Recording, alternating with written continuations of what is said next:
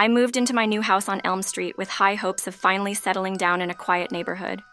It was an old Victorian-style house, charmingly adorned with ivy climbing up the walls and a large oak tree in the backyard that had been there for decades. The previous owner had mentioned the house's rich history, but I didn't think much of it at the time. Little did I know that this history would soon become a haunting nightmare. My first encounter with my next-door neighbor, Mrs. Abernathy, was less than pleasant. She was an elderly woman with a frail figure and an unsettlingly cold demeanor.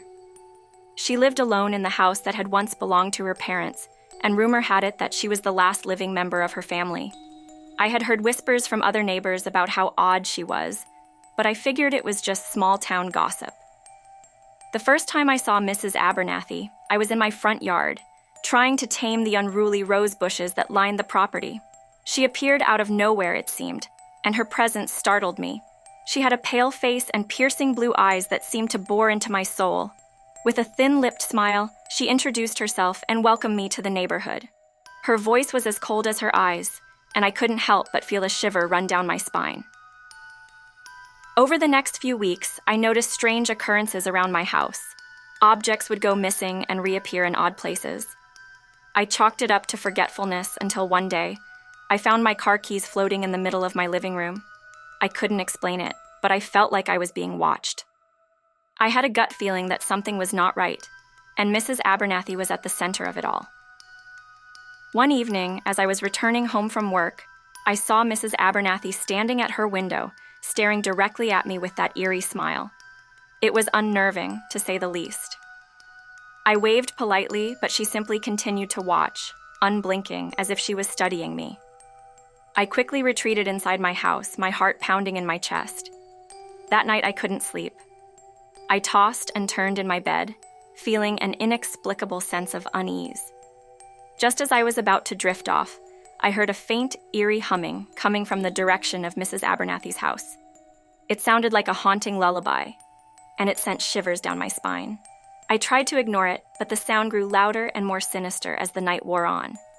The next morning, I decided to pay a visit to Mrs. Abernathy to confront her about the strange occurrences and the eerie humming that had kept me awake. I knocked on her door, and after what felt like an eternity, she opened it, her eyes fixed on me as if she had been waiting for me to arrive. "Mrs. Abernathy," I began, trying to sound as composed as possible. "I've been experiencing some odd things lately, and I couldn't help but notice the humming last night. Do you have any idea what might be causing it?" She smiled that same thin-lipped smile and invited me inside. Her house was dimly lit, with heavy curtains drawn over the windows. The air was musty, and the walls were adorned with old, faded photographs of her family. As I entered, I couldn't help but notice that the humming seemed to be coming from somewhere deep within the house. "I'm sorry if I've been causing you any trouble," she said softly. "You see, my family has lived in this house for generations, and I've always felt a strong connection to it.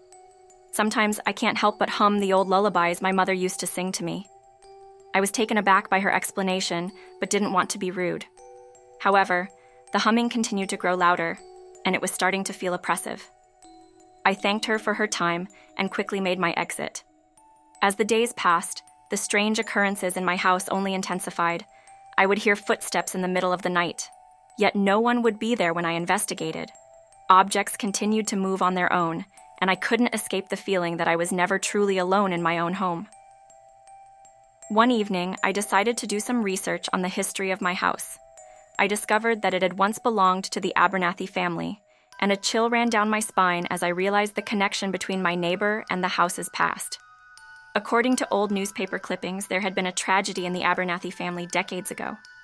A young girl had mysteriously disappeared, and her body was never found. The family had been devastated, and the case had remained unsolved. I couldn't help but wonder if the strange occurrences in my house were somehow connected to the girl's disappearance.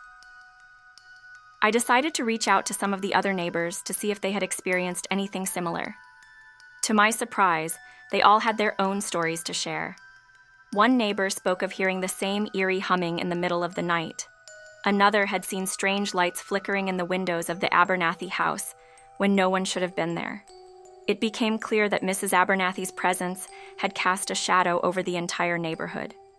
Determined to uncover the truth, I delved deeper into the Abernathy family history.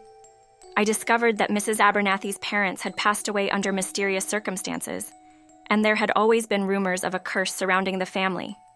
It was said that they had made a pact with dark forces in exchange for power and wealth, and that their misfortune was the price they had paid. I couldn't shake the feeling that the Abernathy family's dark secrets were still haunting the neighborhood. The strange occurrences in my house continued to escalate, and I knew I had to confront Mrs. Abernathy once more. This time, when I knocked on her door, there was no answer.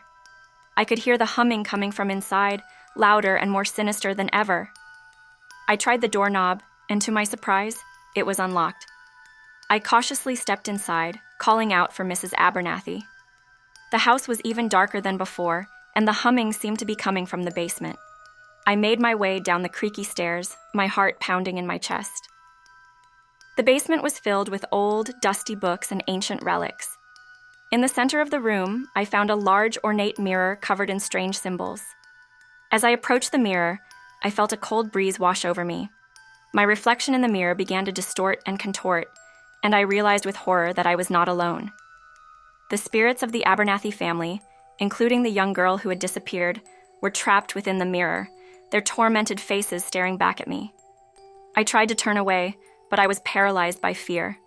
The spirits reached out to me, their hands grasping at the air, and I could hear their voices whispering in my mind, telling me their tragic story. They had been bound to the mirror by a dark curse, and they were desperate to be set free.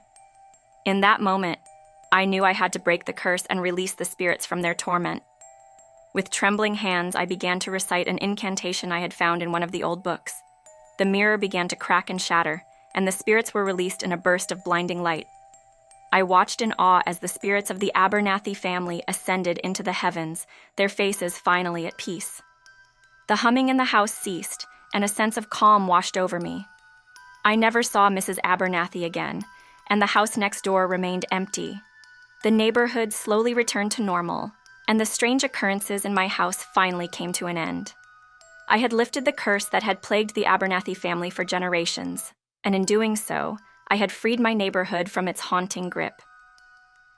As I stood in my front yard, looking at the now peaceful Abernathy house, I couldn't help but feel a sense of closure. The horrors of the past had been laid to rest, and I could finally enjoy the quiet, peaceful neighborhood I had once hoped for, but I would never forget the chilling neighbor horror story that had unfolded next door, a tale of curses, dark secrets, and the power of redemption.